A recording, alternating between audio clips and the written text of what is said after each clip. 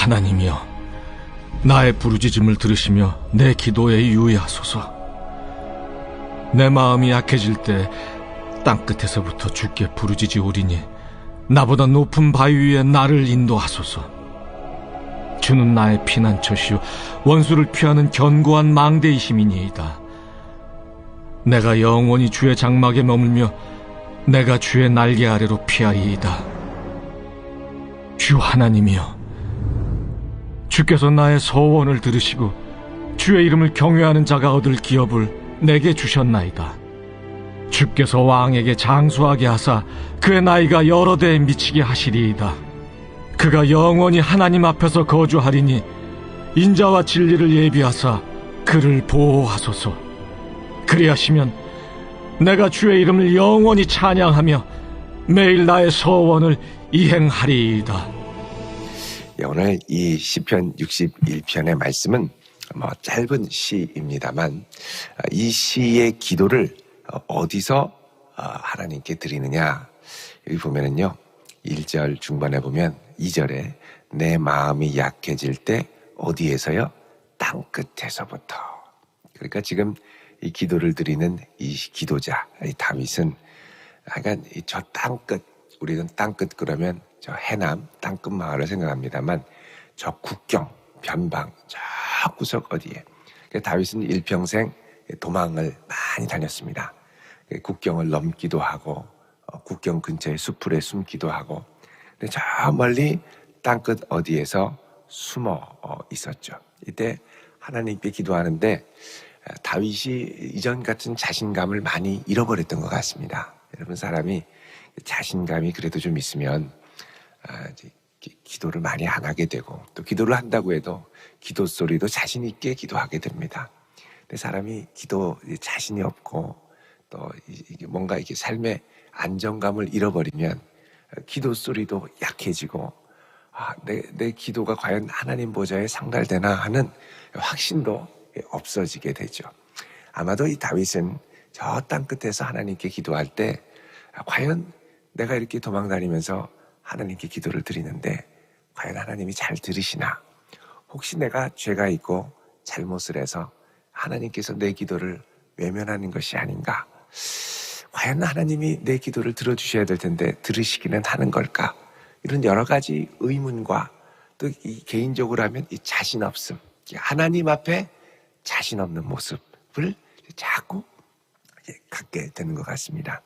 그래서 오늘 말씀 1절에 이 기도를 보면 하나님이여 나의 부르짖음을 들으시며, 저 땅 끝에서 하나님을 향하여 지금 열심히 부르짖습니다. 그런데 이 부르짖는 소리가 갈수록 약해지는 것 같습니다. 왜냐하면 여러분, 나의 부르짖음을 들으시며 그 다음에 내 기도에 유의하소서 그러죠. 유의하소서라는 말은 귀담아 들어주십시오 이런 말입니다. 왜 귀담아 들어달라고 하느냐? 답답하거든요. 내 기도가 과연 하나님 들으시나? 내가 지금 이렇게 도망다니고 위기 가운데 하나님께 간절히 기도하고 하는데 과연 하나님이 내 기도는 들으시기는 한 걸까? 이런 마음. 그러니까 여러분, 사실 우리가 처음에 간절한 기도의 제목이 있을 때는 자신 있게 큰 소리로 아주 크게 부르짖어 기도하는데 이게 계속 똑같은 상황이 되고 계속 도망다니고 계속 상황이 변하는 게 없고 도리어 점점 더 궁지에 물려서 자꾸 저 구석으로 이렇게 코너에, 우리가 인생의 많이 저 코너에 구석진 곳으로 몰려갈 때 우리 기도가 사실 약해지는 게 사실입니다. 간절히 기도한다고는 하지만 마음이 불안하고 막 흔들리기 시작하면, 그래도 내가 믿음이 있을 때는 계속해서 기도했지만 계속 이렇게 과연 기도할 수 있을까? 그래서 하나님 앞에 기도해도 과연 하나님이 그전에는 들으시리라 확신을 하고 기도했는데 갈수록 들으시는가, 이런 생각이 드는 거죠. 그래서 하나님께 저 땅끝에서 간절히 기도하면서 내 기도에 좀 유의하소서 이렇게 기도하는 겁니다. 제발 좀 귀 기울여 들어주십시오. 그냥 날마다 주 앞에 부르짖는다고 얘 또 부르짖나 보구나, 그리고 그냥 외면하지 마시고 꼭 좀 들어주십시오, 이 기도합니다. 그만큼 간절한 것이죠. 2절에 내 마음이 약해질 때, 마음이 약해지고 있습니다. 활기를 잃어버린다 이런 뜻이죠. 내 마음에 활기가 있을 때는 기도도 막 뜨겁게 막 침방울이 튀어나오게 막 기도하는데 마음이 약해지면 힘이 없어요. 약해질 때 저 땅끝에서부터 여러분 그 당시 이제 구약은 이제 기도를 할 때 어디 있든지 간에 주의 성전을 향하여 기도했었죠.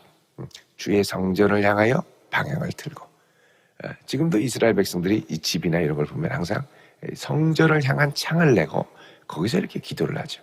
성전을 향하여 기도하는데 이제 거리가 가까우면 예루살렘 성이 딱 보입니다. 이 예루살렘 경내에 보면은 예루살렘에서는 이 성이 든든히 있고 시온산이 예루살렘 성읍 중에 가장 높은 꼭대기 부분에 있기 때문에 성전이 딱 보이죠. 근데 이제 다른 곳에 있으면 성전이 잘 보이지 않습니다. 특히 성전으로부터 멀리 갈수록 이 주를 향한 그 마음이 사실 성전을 통해 펼쳐지는데 저 구석에서 성전을 보이지 않는 곳에서 성전에 적이 있겠거니 하며 부르짖는 것이죠. 그러니까 저 땅끝에서 부르짖는 게 너무 힘든 거예요. 주님 할 수 있으면 나보다 높은 바위에서 나를 인도해 주십시오. 기도합니다. 여러분 이게 나보다 높은 바위 물론 이게 이제 그 당시에 유대 광야에서 도망 다닐 때 바위 틈에 숨습니다만 나보다 높은 바위 위에 두십시오 하면은 나를 정말 안전한 피난처에 나를 숨겨 두십시오. 이런 말도 있지만 이제 더 나아가서 이게 이제 이중적인 의미인데 다른 하나는 높은 바위 바로 시온산에 나를 두십시오. 이런 표현하고도 같습니다. 그러니까 주의 성전에 있는 곳에 나를 가까이 인도해 주십시오. 이런 것이죠. 특별히 이제 바위가 낮으면 홍수가 일어나거나 이럴 때 물이 막 휩쓸려서 이 저지대를 내려갈 때 아주 고생이죠. 특히 이제 우기 때에. 그래서 나보다 높은 바위 위에 안전한 곳에 있는 것. 그러니까 이 낮은 곳에는 이 와디 같이 이렇게 이제 있을 때 비가 갑자기 내려서 이제 휩쓸려 가기 쉬운. 그러니까는 이 낮은 지대는 낮은 바위의 낮은 곳은 늘 위험이 상존하는 것. 거기서 늘 있는데 나보다 높은 안전한 곳에 있게 해주십시오. 기도합니다. 3절에 주는 나의 피난처시오 원수를 피하는 견고한 망대이심이니이다. 자, 저 멀리 땅끝에서부터 부르짖을 때 성전은 멀리 있고 성전에 피하면 좋지만 그게 아니면 주님을 나의 피난처로 삼고 또 원수를 피하는 견고한 망대로 삼아서 망대라는 건 높은 꼭대기 위에 올라가서 사방을 아래를 다 이렇게 살펴보는 것이죠. 와치타워 위에 올라가서 이렇게 원수들이 이 사방에 이 다윗이 어디 있냐라고 할 때 저 높은 망대 위로 올리셔서 하나님 나를 보호해 주십시오. 기도합니다. 그러니까 지금 그만큼 사방에서 원수들이 몰려오고 어쩔 수 없이 밀려 국경까지 도망간 것을 우리가 알 수가 있죠. 4절에 내가 영원히 주의 장막에 머물며 내가 주의 날개 아래로 피하리이다. 자, 여기 마음의 소망이 있습니다. 내가 영원히 주의 장막에, 여기 이제 주의 성전이 아니라 주의 장막이죠. 이런 거 보면은 아직 이제 성전이 지어지기 전에 여호와의 장막, 텐트죠. 그 이스라엘 백성들이 광야를 지나왔던 그런 텐트, 그런 장막에 머물며 내가 주의 날개 아래로 피하리이다. 여기 주의 장막에 머물며라는 표현, 머물다. 이게 이제 히브리어로 구르라고 해서 체류하다 이런 뜻입니다. 체류하다라는 건 나그네가 체류하는 것이죠. 임시로 머무는. 근데 여기 보면은 영원히 주의 장막에 체류하겠습니다. 이런 말입니다. 물론 장막도 장막이라서 이제 임시처소 같은 느낌이 있죠. 언제든지 이동할 수 있는 이게 이제 장막입니다만 영원히 거한다고 했거든요. 영원히 거하는 게 아니라 머문다. 이게 뭐냐면 지금 자기가 하나님의 전에 하나님의 집에 영원히 머물기를 원하지만 자기의 아이덴티티를 뭘로 보느냐? 이 땅에 사는 동안은 나그네로 보는 겁니다. 나그네. 그러니까 이 땅을 내가 살면서 나그네로 사는 겁니다. 늘 쫓겨다니고 도망다니고 그러면서도 내 마음은 영원히 아버지 전에 머물고 싶은 나그네. 여러분, 우리가 이 땅을 사실 나그네로 살고 있죠. 나그네로. 근데 나그네라는 생각이 잘 들지가 않습니다. 그런데 이 땅도 우리가 잠시 머물다가 이렇게 툭툭 털어버리고 갈 수 있는 사실 나그네로 준비돼야죠. 어떤 분에게 교회 좀 나오십시오. 목사님 언젠가는 가지 않겠습니까? 기다리시고 제가 갈 때 그때 맞아주십시오. 언제 오시려고 그럽니까? 글쎄요, 한 20년 후에 20년 후에도 저를 환영해 주세요. 제가 20년 후에 제가 있을까요? 우리는 나그네입니다. 제가 그런 얘기를 한 적이 있습니다. 여러분, 사람이 내일 일을 모르죠. 나그네일 뿐입니다. 그러나 주께서 허락하시는 기간 동안 주의 전에 영원히 머무는 마음으로 거할 때, 물론 장차 올 새하늘과 새 땅에는 영원히 거할 장막이 아닌 거룩한 성 예루살렘이 임하게 되죠. 우리가 그곳에 거하게 됩니다만, 이 땅을 우리가 살아가면서는 나그네로 머물며 임시로 거하며, 그 다음에 뭐라고 그러냐면 주의 날개 아래로 피하리이다. 하나님의 보호하심의 손길 아래 머물리이다. 이렇게 얘기합니다. 그러니까 주님의 날개 아래로 피하는 것을 뭐와 비슷한 행동으로 보냐면 주의 장막에 머무는 행위와 비슷한 걸로. 그러니까 우리가 이 땅을 살아가면서 하나님의 날개끈을 아래 피할 때는 늘 주의 장막에, 주의 임재 안에 있는 성전으로 달려가고, 또 우리가 살아가다가 다시 성전으로 달려가고, 이게 뭐냐? 주의 날개 아래로 피하는 것. 여러분, 이 새벽에 여러분이 주님의 전에 나와서 이렇게 예배드리는 것이 주의 날개 아래 거하는 것인 줄 믿으시기 바랍니다. 나그네입니다. 다 나그네인데 이 새벽을 깨워 주의 날개 아래 피하는 것이죠.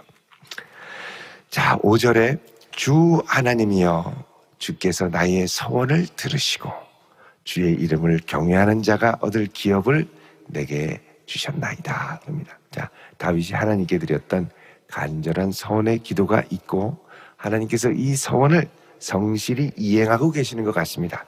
그 서원 중에 이제 우리가 생각할 수 있는 게 뭐냐면 주께서 나를 안전하게 보호하시고 인도하시고 주의 전으로 들이시면 내가 여호와를 위하여 무엇을 하겠습니다. 이런 것이죠. 자, 그래서 지금 나의 소원을 들었다는 건 다윗의 생명을 지키고 지금 보호하고 계신다는 겁니다. 나의 소원을 들으시고 그다음 주의 이름을 경외하는 자가 얻을 기업을 내게 주셨나이다. 자, 주의 이름을 경외하는 자가 얻을 기업, 다윗에게는 약속의 땅, 그에게 허락된 분깃, 더 나아가서 사무엘에게 기름 부음을 받았던 나중에 장차 얻을 왕, 우위까지도 포함이 되겠죠. 자, 이것을 하나님께서 지금 주셨나이다. 주고 계십니다. 지금 계속해서 다윗에게 허락하시는 보로부터 시작해서. 이게 뭐냐? 다윗은 신실하신 하나님의 언약 아래 살았다는 것입니다. 그러니까 하나님께서 반드시 이 기업을 주실 것이다. 비록 땅 끝에 있지만 신실하신 하나님께서 우리를 붙들어 주실 것이다. 그 신실하신 하나님이 계시기 때문에 내 부르짖음도 들으시고 내 기도에 유의하실 것이다. 자, 이 마음을 갖고 계속해서 주 앞에 나아가는 것이죠. 사실은 이제 쫓기고 있는 상황을 전제하는 겁니다만, 근데 이렇게 하나님의 날개끈을 아래 이 위기 가운데 피하면서 우리가 이해하기 다소 어려운 역설적인 기도를 다윗이 드립니다. 그건 뭐냐면 6절에 자기를 쫓아오는 왕을 위해 드리는 기도입니다. 뭐라고 그러냐면 6절에 주께서 왕에게 장수하게 하사. 아니, 지금 사울 왕이 자기를 미친 듯이 쫓아오는데 어떻게 장수하게 해달라고 기도합니까? 빨리 죽게 하사라든지 빨리 사라지게 하사, 이렇게 기도해야지. 왕에게 장수하게 하사 그의 나이가 여러 대에 미치게 하리라. 선한 영향력을 갖고 계속해서 여러 대에, 17절에 그가 영원히 하나님 앞에서 거주하리니 인자와 진리를 예비하사 그를 보호하소서. 야, 이게 지금 사울 왕을 향해서 하는 기도일까? 여러분, 이게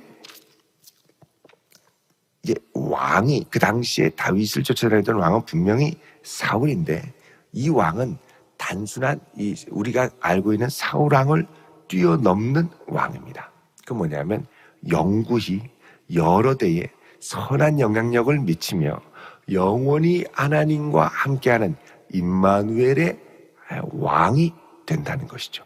그리고 그 임마누엘의 역사로 인자와 진리와 사랑으로, 인자와 진리로 그를 지키고 보호하시는 은혜가 있게 한다는 것이죠. 그래서 여러분, 이 다윗은 이렇게 하나님께 기도하면서 우리가 다윗 눈에 보이는 단순한 사울 왕을 뛰어넘는 메시아적 왕을 하나님이 보여주시고 그 왕을 고대하며 기도했습니다.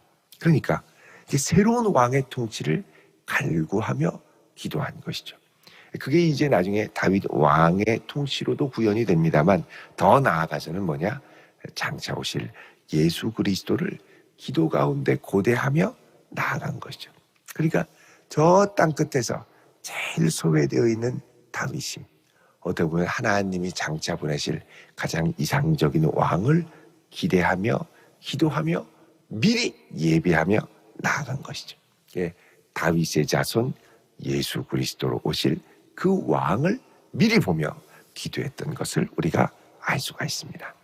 자, 이렇게 하나님께서 그 왕을 허락하신다면 8절에 그리하시면 내가 주의 이름을 영원히 찬양하며 매일 나의 소원을 이행하리이다. 그렇죠. 그러면 장차 올 영원한 왕 앞에 매일 주의 이름을 찬양하고 매일 나의 소원을 이행하리이다. 그래서 다윗이 나중에 바리새인들과 이야기할 때, 주께서 내 주에게 이르시기를 너는 내가 원수를 없앨 때까지 내 발등상에 있을 것이다. 내 주께 말씀했다라는 게 무슨 뜻이냐 이 얘기를 했죠. 그래서 다윗이 기도 중에 내 주를 보는 경험, 시편에 몇 번이 나오는데 그 중에 하나가 여기에 나오는 예수 그리스도를 위해 기도하고 보았던 이 체험.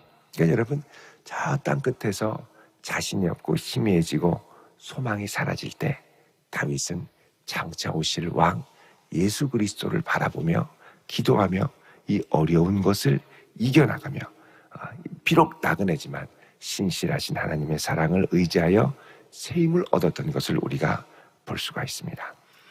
여러분, 우리의 기도 소리가 작아지고 우리에게 있는 확신이 연약해질 때 주여 내 기도를 들으시고 꼭 귀 기울여서 유의해서 들어주십시오.